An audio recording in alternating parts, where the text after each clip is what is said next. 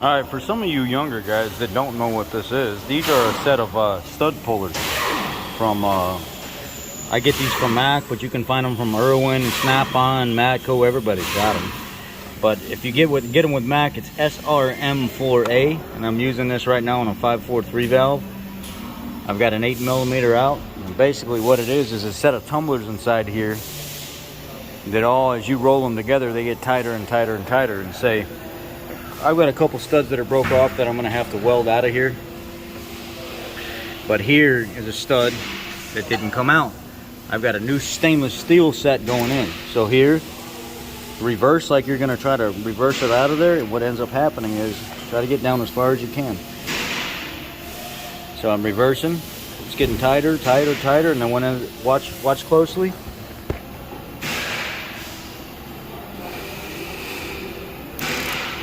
There we go. Instead of snapping it off, it grabs the whole entire shank and spins it out of there. These back ones on these 543 valves always break. So I'll show you how I get them out of there too.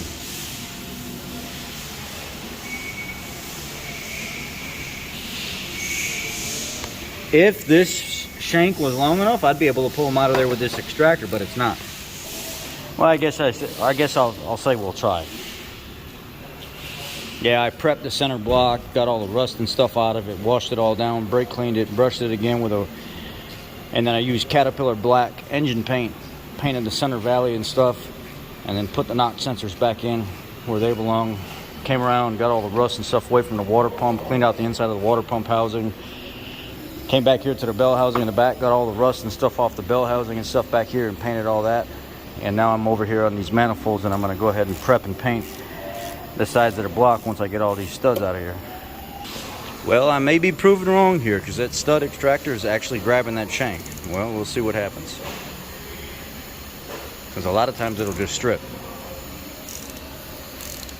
Did it get it? Did it get it? I don't think it got it. Well, as you can see there's not enough shank for it to grab, so it's just rounding it off. I'm going to have to weld those out of there. And then I've also got another one over here that broke off. So let's see what we got going on here. Let's get the welder out. I thought at first, let's try a pair of vice grips. It's in a spot where we can get to. It's not in a truck. Let's give it a go. Let's see what we got. See if we can make a pair of vice grips do the work. Now the vice grips on it. Let's give it a push and see what happens. Nah. Let's just weld it. It's just starting to turn. Let's try one more thing real quick. Let's give them a little tap.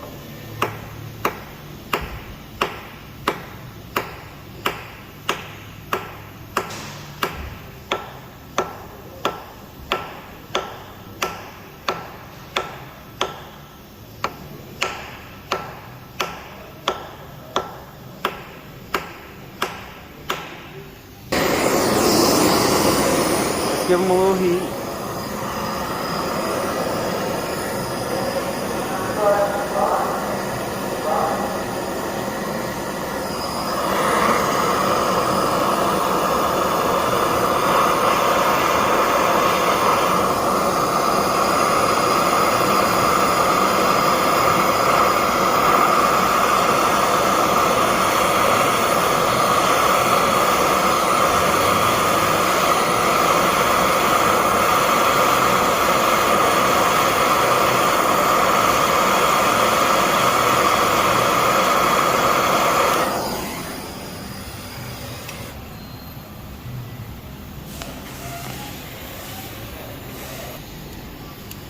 I put it on there.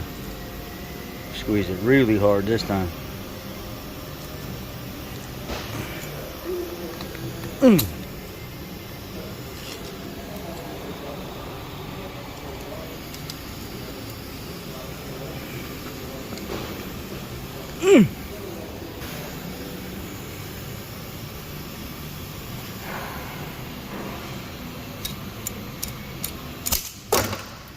You suck.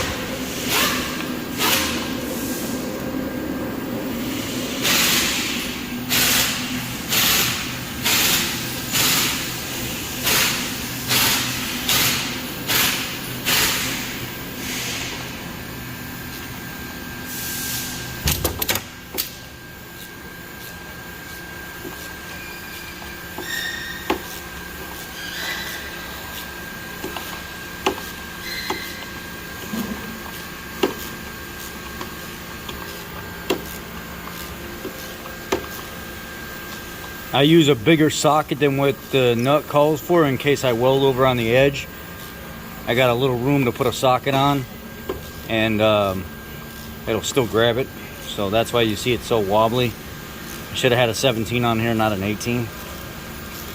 But sometimes I got a habit of running over the side of the nut and getting some of the weld on the side, and the bigger socket will actually help take up for, see, I like that weld right there over on the side. A little bit bigger socket will help me for my little mistake, you know.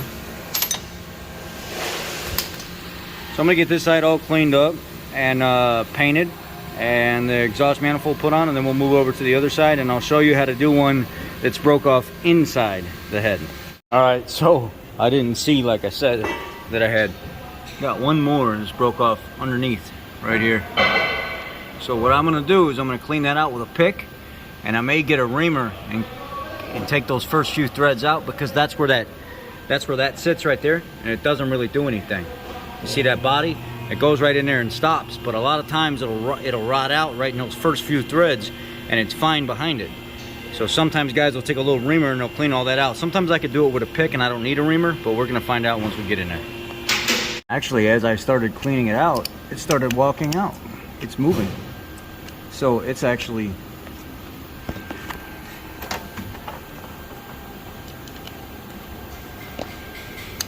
so I just have to keep messing with it.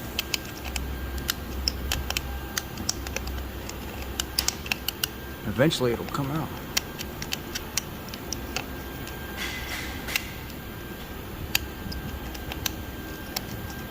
I could go ahead and weld it now and just be done with it that way. I'm gonna put a little buzz on it. I'll show you how I build it up. Just a little buzz, buzz, buzz, and then I'll show you how we grab it and pull it out of there. I'm gonna build up from the center here out, so I could grab it. So then you build it up a little bit like that.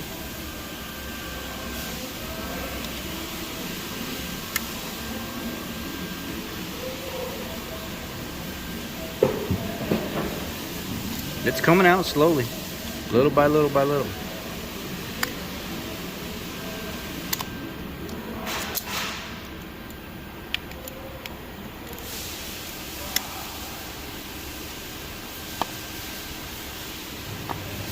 There she is.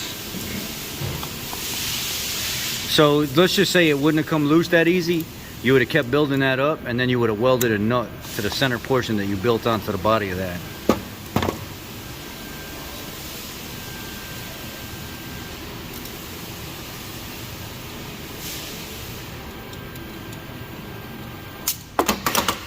All right, I'm gonna go ahead and chase that with a chase real quick.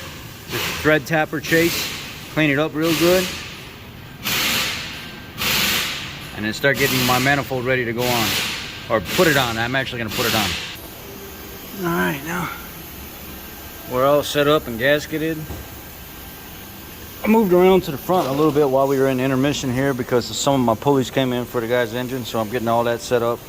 Got all, like I said, all the rust out of the water pump housing, got all that cleaned up. The valley all scraped down and brushed down, all that painted. Got 3 coats of Caterpillar black in there. And then, yeah. Out with the old, in with the new. Got new gaskets for the crossover too. Now I gotta get in here and clean all this up and get the studs out of this side of the engine. He's rough, real rough. I'm gonna go ahead and cut it now, so when you all come back later, I know you're gonna come back and watch. Leave it a little cliffhanger, show you what it looked like when the manifolds are on and almost everything is put on. Take it a little slow. I'm gonna make y'all come back and watch it. Y'all be blessed. I'll catch you later.